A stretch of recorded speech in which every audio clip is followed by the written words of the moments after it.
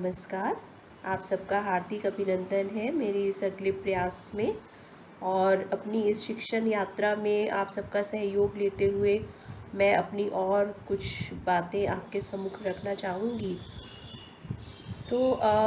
मेरा जो प्रयास है वो अभिभावक, शिक्षक और प्यारे बच्चों को एक साथ ले चलने का है, क्योंकि शिक्षक का यह जगत जो है वो इन 3 आधारों और इन 3 स्तंभों पर ही खड़ा है। इन तीनों स्तंभों के एक भी स्तंभ को हटा देने से यह शिक्षण का कार्य नहीं हो सकता। तो यही कारण है कि मैं एक साथ तीनों वर्ग से बात करना चाह रही हूँ, क्योंकि शिक्षक जो है वो विद्यार्थियों से जुड़ा है और विद्यार्थी बच्चों के रूप में अपने अभिभावक से। और जहाँ तक शिक्षक और अभिभावकों का उद्देश्य है वो एक ही है, हमारा एक ही उद्देश्य है। हम एक ही दिशा की ओर बढ़ रहे हैं कि अपने इन प्यारे बच्चों का भविष्य स्पष्ट कर सकें और उनके भविष्य में को उज्जवल बनाने में हम कुछ सहायक बन सकें। मेरा ये प्रयास रहेगा कि बच्चों की बातों को मैं आप सबके सम्मुख रख सकूं, क्योंकि बहुत अधिक समय ना होने के कारण शिक्षक और अभिभावक दोनों ही कई बार बच्चों की इन बातों से अछूते रह जाते हैं। जैसा कि आप सब जानते हैं कि आज का जो समय है बहुत अधिक व्यस्त है।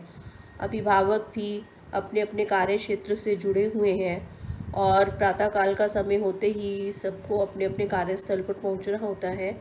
और विद्यालय में मैंने देखा है कि बच्चे बहुत कमी महसूस करते हैं कि उन्हें बहुत कम समय प्राप्त हो पाता है अपने माता पिता से।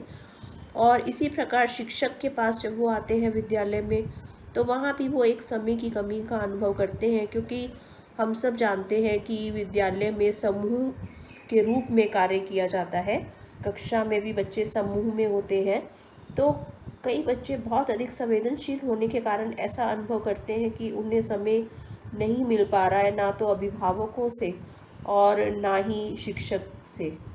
तो यही एक प्रयास है मेरा इस कार्य को प्रारंभ करने का कि कहीं ना कहीं मैं आपके सन्मुख बच्चों की उन अनकही बातों को रख सकूं और हम सब मिलकर उनकी इन अनकही बातों का उत्तर दे सकें और उसके रूप में उनकी दिशा बढ़ाने को आगे बढ़ाने में और उनको कोई उत्तर देने में सक्षम हो सकें।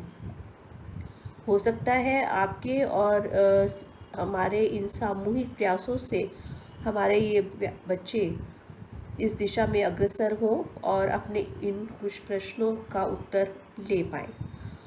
मेरी सबसे एक प्रार्थना भी रहेगी कि चाहे वो शिक्षक हों, चाहे माता पिता हों, चाहे वो बच्चे हों, कि यहाँ अपने मन की बात करने की अगर उनका कारण हो कि वो अपनी कुछ बातों को रखना चाहें तो अवश्य रखें, ताकि हम उन बातों को इसमें सम्मिलित कर सकें।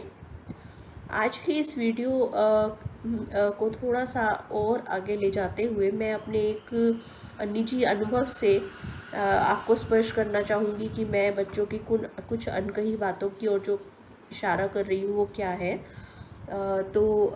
कक्षा 8 की बात है। कक्षा 8 में एक विद्यार्थी था जो पूरी कक्षा में अकेला रहता था, और जब मुझे कक्षा अध्यापिका के रूप में वहाँ नियुक्त किया गया तो मैंने बहुत दिनों तक उस बच्चे को ध्यान से देखा और फिर जाना कि वो बच्चा जो है किसी भी बच्चे से बात नहीं करता है। विद्यार्थियों का कोई भी समूह उसके साथ नहीं जुड़ा हुआ है, ना ही वो अपने साथ किसी को बिठाता है और ना ही किसी के साथ बैठता है। तो धीरे धीरे जब मुझे ये स्पष्ट होने लगा तो मैंने कुछ समय के लिए उसको दो तीन बार अपने पास अलग से बुलाया, उससे बात की।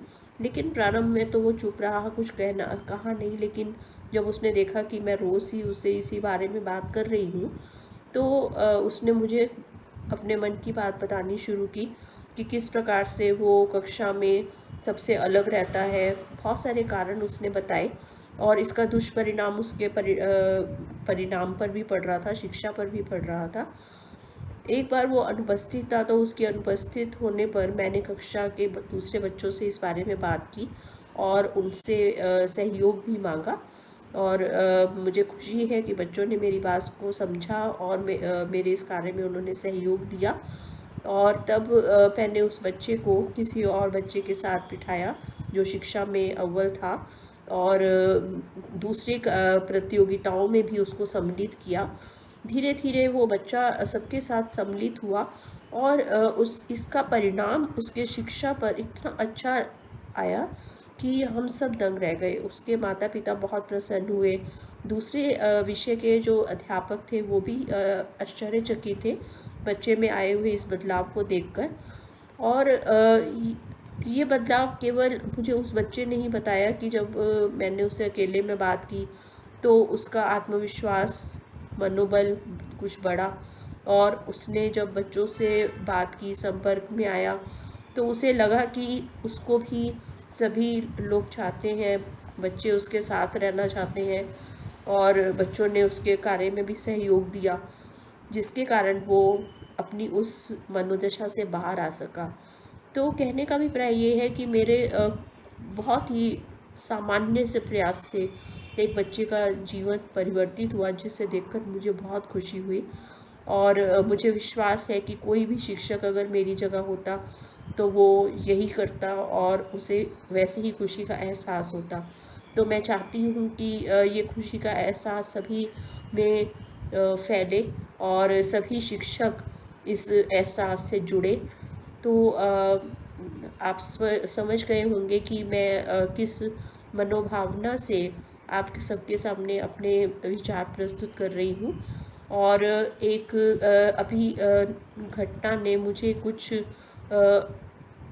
झकझोर दिया, ऐसा आप कह सकते हैं कि कई बार हम संवेदनशील ना होकर इतने संवेदनहीन हो जाते हैं, ऐसा तो मैं नहीं कहूँगी, लेकिन परिस्थितिवश कभी कभी हमारा ध्यान नहीं रहता और शिक्षकों से या माता पिता के मुख से कोई ऐसी बात निकल जाती है जो बच्चों के मासूम हृदय को चीर जाती है और उनके मन में कुछ ऐसा प्रभाव डाल देती है जिससे वो बाहर नहीं आ पाते। मैं अपनी इस अंतिम बात को और अधिक स्पष्ट करना चाहूँगी अपनी इस अगली वीडियो में, क्योंकि ये वीडियो बहुत अधिक लंबी हो जाएगी और मेरी बात अधूरी रह जाएगी। तो मैं अपनी इस बात को अगली वीडियो में पूरा करना चाहूँगी। और मैं चाहूँगी कि आप भी अपने इस तरह के कई अनुभव हो तो मुझसे ज़रूर साझा करें, ताकि हम सब इस दिशा में और अधिक तेज़ी से आगे बढ़ पाएँ। धन्यवाद।